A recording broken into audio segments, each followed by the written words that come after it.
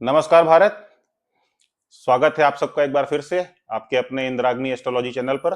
मैं आपका साथी और सारथी सुरेंद्र नाथ मिश्रा।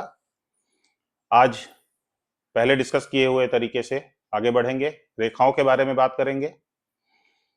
देखिए, हाथ में 5 प्रमुख रेखाएं होती हैं: जीवन रेखा, मस्तिष्क रेखा, हृदय रेखा, भाग्य रेखा और सूर्य रेखा को भी माना जाता है।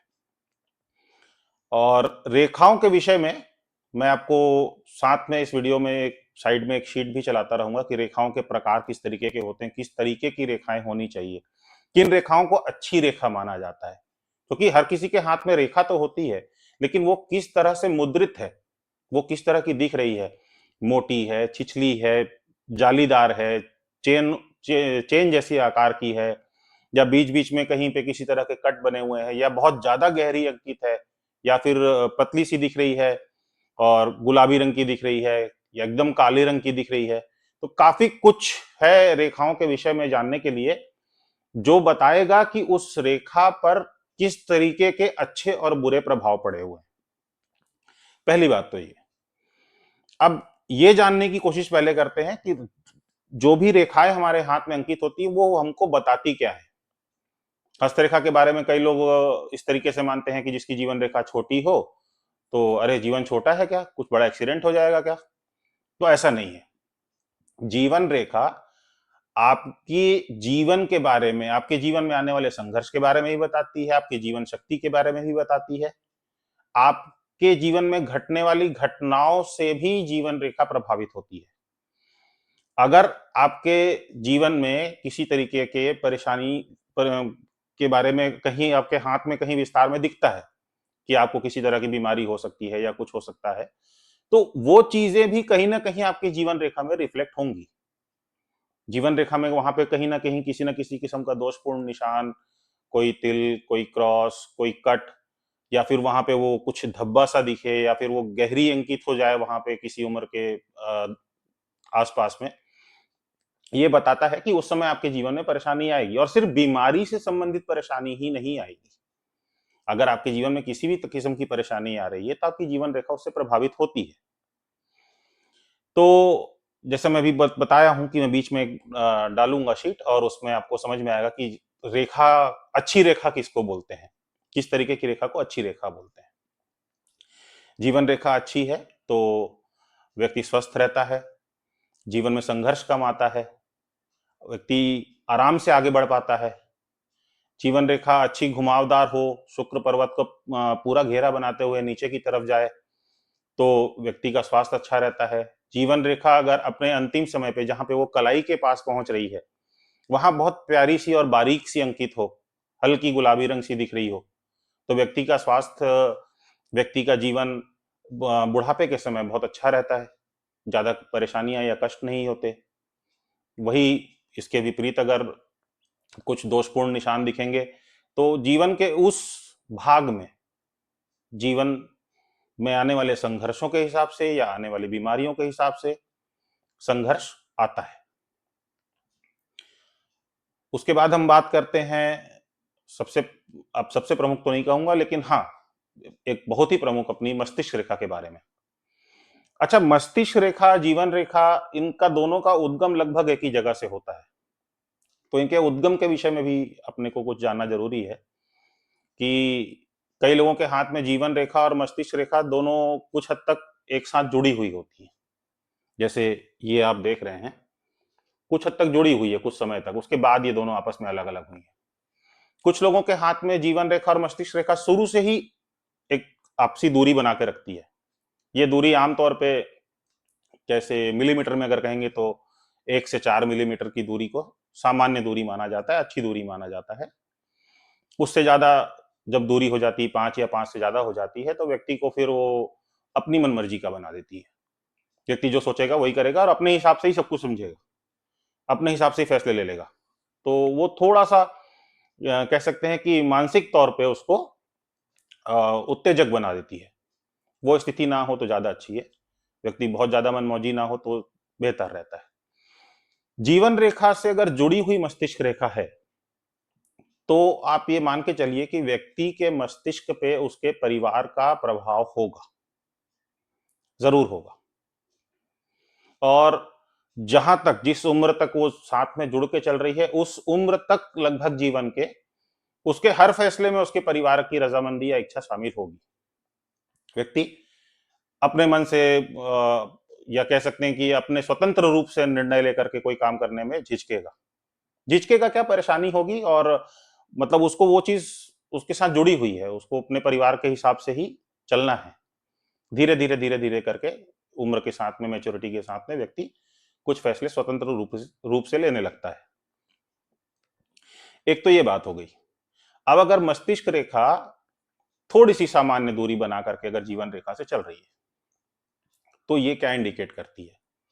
ये एक अच्छी व्यवहारिक बुद्धि को इंगित करता है। व्यक्ति स्वतंत्र रूप से फैसले लेता है। व्यक्ति अपनी सोच समझ के अनुसार सिचुएशन को आकलन करके और उसके हिसाब से फैसले लेकर के आगे बढ़ता है। एक अच्छी मानसिकता होती है। व्यवहारिक बुद्धि होगी तो अच्छी मानसिकता भी होगी। मानसिक निर्णय अच्छे होंगे, मानसिक विकास अच्छा होगा, बुद्धि तीव्र होगी, चीजों को समझना करना। मस्तिष्क रेखा से ही हम देखते हैं कि व्यक्ति चीजों को सीखता कैसे है, सीख करके रिएक्ट कैसे करता है, ये सारी चीजें प्रभावित करती हैं।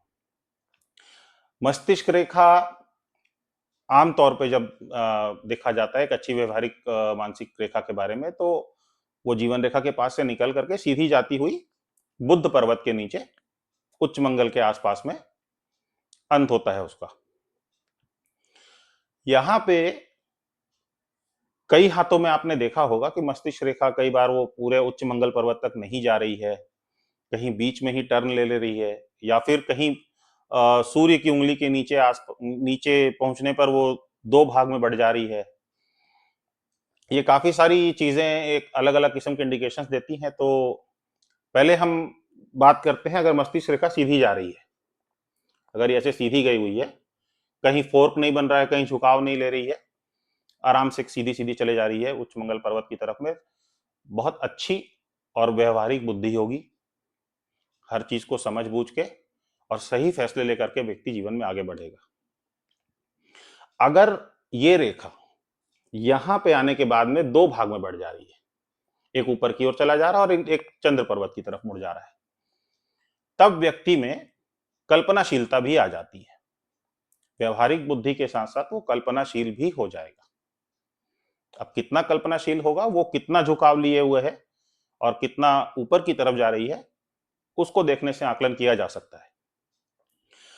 एक किस्म की रेखा होगी कि कुछ दूर तक तो सीधी चली आ रही होगी, फिर अचानक मुड़ करके पूरी तरह से चंद्र पर्वत की तरफ झुक जाए, ऐसे आए और ऐसे झुक जाए, पूरा चंद्र पर्वत की ओर झुक जाए। ये कंडीशन थोड़ी सी अच्छी नहीं होती कई बार कई हाथों में। एक तो व्यक्ति को बहुत ज्यादा कल्पनाशील बना देती है। दूसरी बात, अगर इस तरीके की मस्तिष्क रेखा अगर झुकी हुई हो, तो कहीं ना कहीं ये दिखाता है कि कुछ बहुत बड़ा इमोशनल ट्रॉमा जुड़ा हुआ है व्यक्ति के साथ में, जो उसकी व्यवहारिक बुद्धि को बिल्कुल ही हर्ट कर दिया है और वो व्यक्ति काफी इमोशनल हो गया है वहां से। ऐसे व्यक्तियों में अगर, जैसे मैंने शनि पर्वत के और शनि की उंगली के बारे में ही बताया था कि वो अवसाद वगैरह वाली बात, अगर वैसे कुछ इंडिकेशंस भी हाथ में अगर दिखाई देते हैं, तो व्यक्ति में अवसाद की भावना, आत्महत्या की भावना को बढ़ा देती है। तो बहुत बेहतर है कि मस्तिष्क रेखा बहुत ज्यादा चंद्र पर्वत की ओर ना झुके, हल्का झुकाव कल्पनाशील और व्यवहारिक बुद्धि दोनों देगा। और उच्च मंगल पर्वत से अगर संबंध स्थापित होता है, तो मस्तिष्क रेखा अपने आप में बहुत अच्छी अंकित मानी जाएगी। इस रेखा के साथ में भी हम उन्हीं नियमों को देखेंगे कि रेखा है कैसी, ज्यादा मोटी है, ज्यादा गहरी है, और चेन नुमा तो नहीं बनी हुई है। अभी वो इमेज में भी आपको वीडियो में दिखेगा ही, चेन नुमा तो नहीं बनी हुई है, बार बार टूट तो नहीं रही है, कहीं आकर के बीच में एक बार टूट गई हो फिर एक नई रेखा बनी हो। तो ये काफी सारे इंडिकेशंस होते हैं कि जीवन के उस पड़ाव में व्यक्ति के साथ में कुछ ऐसा घटा है जिसने उसकी दशा और दिशा को, सोच की दशा और दिशा को, दोनों को बदल दिया है, दोनों को हर्ट किया है। इस वीडियो में आपने ये भी समझ लिया कि रेखाएं किस तरह की होनी चाहिए, किस तरह की रेखाओं को अच्छी रेखा माना जाता है, किस तरह की रेखाओं को दोषपूर्ण रेखा माना जाता है, किस तरह की रेखाएं परेशानी का सबब बन सकती हैं। तो आज के इस विषय को हम यहीं विश्राम देते हैं। आगे आने वाली वीडियो में हम किसी एक प्रमुख रेखा को लेकर के या किसी एक हाथ को एग्जाम्पल बना करके इस चर्चा को आगे बढ़ाने की कोशिश करेंगे।